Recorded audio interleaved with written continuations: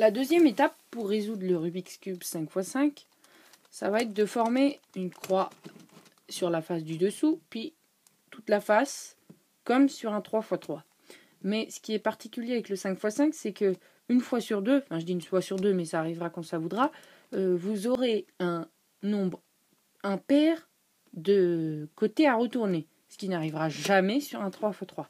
Donc sur un 3×3, vous aurez soit un L comme ça, soit une ligne, ou soit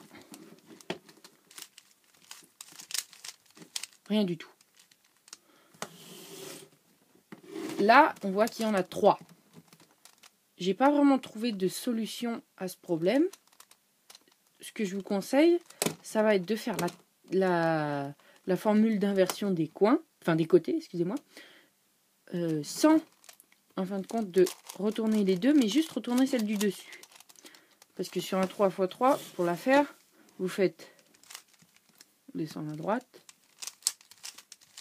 Chaque fois, c'est celle du haut qui tourne. Là, ça va être pareil, celle du haut. Sauf que après, quand vous aurez un nombre pair, vous pourrez tourner les deux en même temps. Mais là, vous allez tourner que celle du haut. Donc vous faites bon, n'importe laquelle. Celle qui, soit qui retourne une ligne, celle qui retourne un L. Ça, vous faites comme vous voulez. Et voilà, ça marche. Des fois, il faudra la faire plusieurs fois. Je pense que le maximum, ça va être 3 fois. Mais là, moi, du premier coup, ça a marché. De la même manière que sur un 3×3, vous n'aurez jamais ça. On voit que on a le centre noir, puis on a les deux sur la même ligne, et on aura ces deux-là à inverser. Sauf que les deux, enfin, les deux côtés noirs qui vont être inversés, ça va pas être celui-là, mais ça va être celui-là. Enfin, là, c'est un vert, mais normalement, ça devrait être un noir. Donc, si on tourne pour que, si on inverse celui-là, il vienne celui-là à la place, là, on voit que celui-là, il devrait être ici pour être inversé. Ce qui n'est pas le cas. Quand vous avez cette configuration, soit il faudrait que sur le dessus, vous ayez un L, soit sur le côté, vous ayez une ligne, enfin qui soit face à face. Là, ils sont en position de L pour la ligne de dessous et en bâton sur la ligne de dessus. Pareil, ça c'est un cas que sur le 5×5. Ça, par contre, j'ai trouvé la solution pour le résoudre. Vous allez vous mettre comme ceci. Vous mettez la ligne à l'horizontale, comme ça. Face à vous, un noir, et à votre droite, un noir. Enfin, un noir. Ça pourrait être un bleu, c'est la façon dont vous avez orienté votre cube. C'est la couleur de la face du dessous. Un noir en face de vous, un noir à votre droite, et à l'horizontale, comme ceci. Là, vous faites la technique de la chaise. La technique de la chaise, ça va inverser celui-ci avec celui-ci. Donc, ça va former un L. Et ça va inverser celui-ci avec celui-ci. Donc là, ça ne changera rien, ça sera toujours des noirs. Mais on voit que là, ça va former un L. Et donc sur le dessus, ça va former un L. Pareil. Donc là, on pourra résoudre comme sur un 3×3. On y va.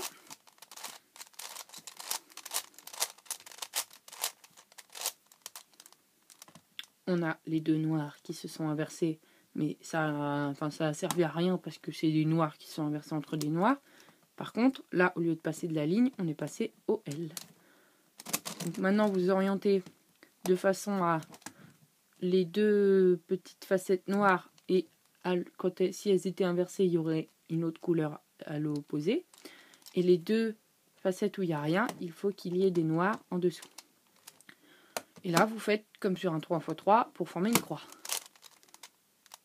Moi, je ne vais pas le faire parce que je vais vous montrer autre chose. Vous pourriez avoir...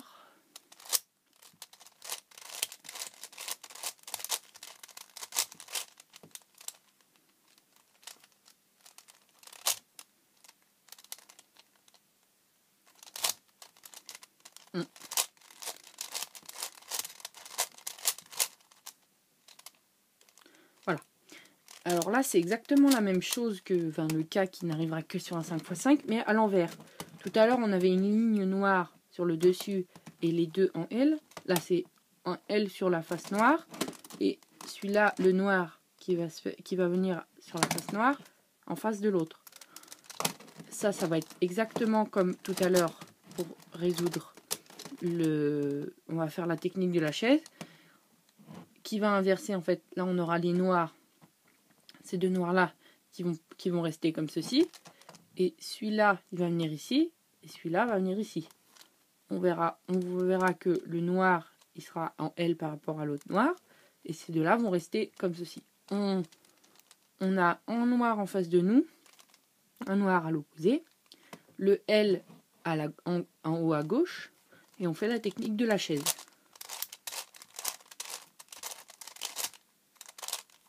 Et voilà, on a un L et un L.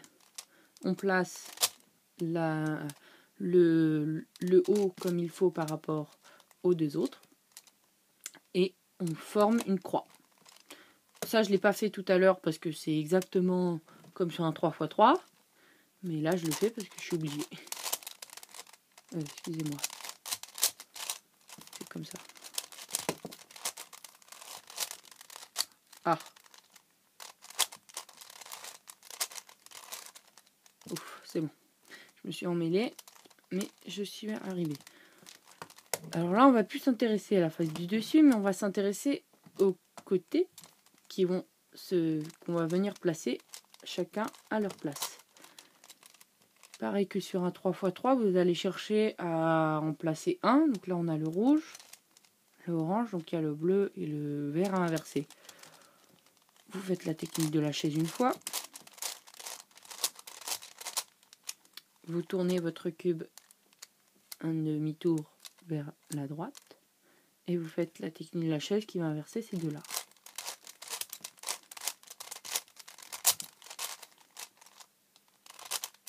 Et voilà. Alors là, on voit qu'on a une croix noire et que nos petits côtés de chaque couleur sont à leur place.